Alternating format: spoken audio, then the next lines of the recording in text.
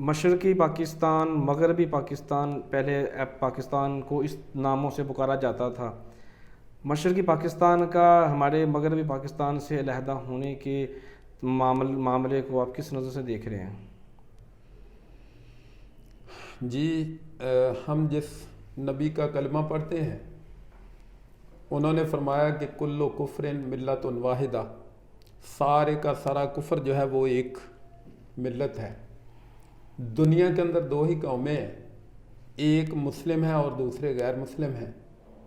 جو مسلمان ہیں وہ اکیلے ہیں اور باقی سارے لوگ جو ہیں، سارے کے سارے مذاہب جو ہیں وہ ایک جگہ پہ ہیں۔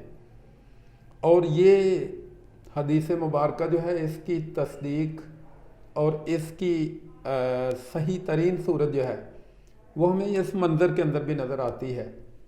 میں یہ سمجھتا ہوں کہ جب پاکستان بنایا گیا، آزاد کیا گیا، تو انگریزوں اور ہندوؤں دونوں کی جو ملی بھگت تھی وہ یہاں پہ نظر آتی ہے کہ ملک ایک بنایا جا رہا ہے اور ان کے اندر تقریباً 100 میل کا جو ہے وہ ڈسٹینس رکھا جا رہا ہے۔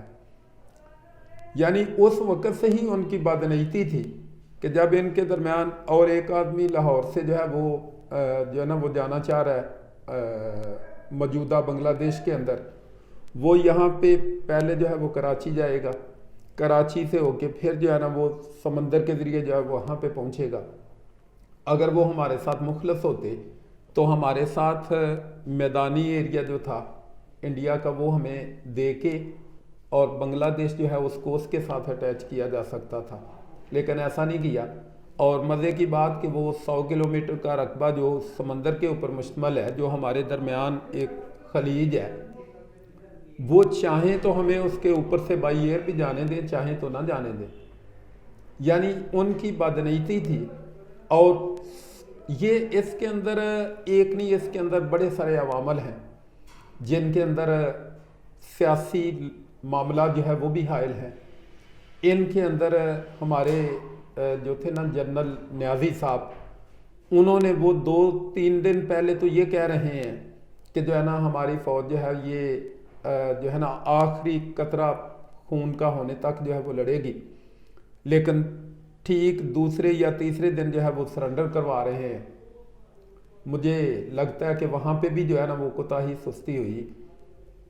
بے شمار عوامل ہیں جو اس کے اندر حائل ہیں۔ لوگ لیکن کہتے ہیں کہ جو طویل فاصلے کا جو معاملہ تھا وہ سب سے بڑی وجہ بنی، بنیادی وجہ بنی، اس میں کوئی صداقت ہے؟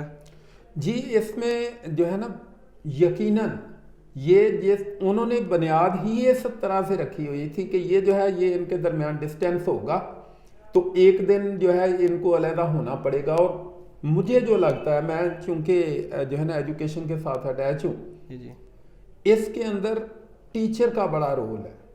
جس دن تاریخ یہ بتاتی ہے کہ جس دن پاکستان مارد وجود میں آیا ہے، اس دن مشرقی پاکستان کے اندر 90,000 ٹیچر ہندو تھے، 90,000۔ اور جیسے ہماری کچھ فصلیں ہوتی ہیں وہ 3 ماہ کی ہوتی ہیں، کچھ 6 ماہ کی ہوتی ہیں، کچھ سال کی ہوتی ہیں۔ جی، یہ جو تعلیمی فصل ہے، اس کے بارے تعلیمی مفکرین کا یہ کہنا ہے کہ اس کا پھل 20 سال کے بعد لگتا ہے۔ یعنی بچہ جو ہمارا پڑھتا ہے وہ پڑھنے کے بعد جب پریکٹیکلی کسی فیلڈ کے اندر جاتا ہے تو پھر جو ہے نا پتہ چلتا ہے کہ اس کا فروٹ کیسا نکلا ہے۔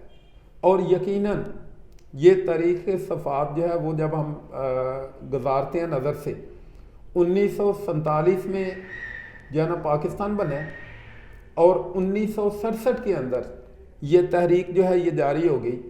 اور جب ہم اس کو اور تھوڑا گہرائی سے دیکھتے ہیں تو وہ ہندو ٹیچر جو ہے وہ وہاں پہ بتاتے تھے کہ بھئی دیکھو نا، ایک آدمی ہے وہ اتنی % بیچتا ہے، دوسرا آدمی جو ہے اور وہ جو % بیچتا ہے وہ اس ریٹ سے بیچتا ہے بہت سستے دام، اگلا جو ہے وہ اس کی جو ہے نا وہ رسی بناتا ہے، رسی بنانے کے بعد پھر اس کو اس ریٹ کے اوپر جو ہے نا وہ بیچتا ہے۔ اب بیچنے والا جو ہے وہ مشرقی پاکستان ہے، لینے والا مغربی پاکستان ہے۔ اس نے اس ریٹ خرید دیا ہے، آگے مغربی پاکستان جو ہے اس نے اس ریٹ اس کو رسی کو آگے سیل کیا ہے۔ کتنا منافع ہوا ہے؟ کون لے گیا, نقصان کن کا ہو گیا, یہ ساری باتیں بچوں کے ذہن واش کرنے والی ہوتی ہیں. ان بچوں کے ذہنوں میں یہ بٹھایا گیا کہ کمائی آپ کرتے ہو, محنت آپ کرتے ہو, کھاتے مغربی پاکستان والے ہیں.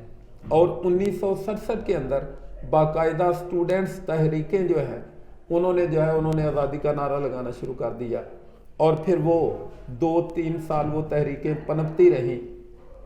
پھر 1969 کے اندر یہ بھی تاریخی حقیقت ہے کہ ڈھاکہ کے اندر جو ہے وہ بچے جو ہے وہ احتجاج کر رہے تھے تنظیموں کی شکل میں. جب گورنمنٹ نے چاہا کہ ان کو کنٹرول کیا جائے, ان کے اوپر فائر کھولا, 2 بچے وہاں پہ شہید ہو گئے تھے. اب وہ لوگ جو اپنا رول ادا کر رہے تھے انہوں نے پھر وہ موقع سے فائدہ لیا اور اس کے اندر رنگ بھر دیا. انہوں نے ان 2 بچوں کے اوپر جو ہے نا وہاں پہ ایک مینار بنایا جس کو مینار شہداء کا نام دیا ہے. وہ مینار شہداء ایسی ہے جیسے ہمارا مینار پاکستان ہے. اب جب بھی ہم مینار پاکستان کو دیکھتے ہیں ہمارے ذہن میں آتا ہے کہ یہاں پہ قرارداد پاکستان منظور ہوئی تھی. اسی طرح وہ مینار شہداء جو ہے وہ آج بھی اسی جگہ پہ موجود ہے, اور وہ اس چیز کی جو ہے نا ویریفیکیشن ہے اور لوگوں کے زخموں کو تازہ رکھنے کا ایک ذریعہ بنایا گیا کہ ان بچوں نے جو ہے انہوں نے علیحدہ وطن کے لیے جو ہے وہ اپنی جان قربان کر دی ہے. بالآخر 16 دسمبر 1971 کے اندر بے بس ہو گئے معاملات صلح والے, اور ان کو علیحدہ جو ہے وہ کرنا پڑا. یعنی اس کے اندر وہ ٹیچرز کا میں سمجھتا ہوں, اور جو ٹیچر ہمارے یہاں پہ تھوڑے تھے براڈ مائنڈڈ, انہوں نے ایکسیپٹ کیا کہ 16 دسمبر 1971 کو مغربی پاکستان کا ٹیچر ہار گیا اور مشرقی پاکستان کا ٹیچر جو ہے وہ اپنے مقصد میں کامیاب ہو گیا.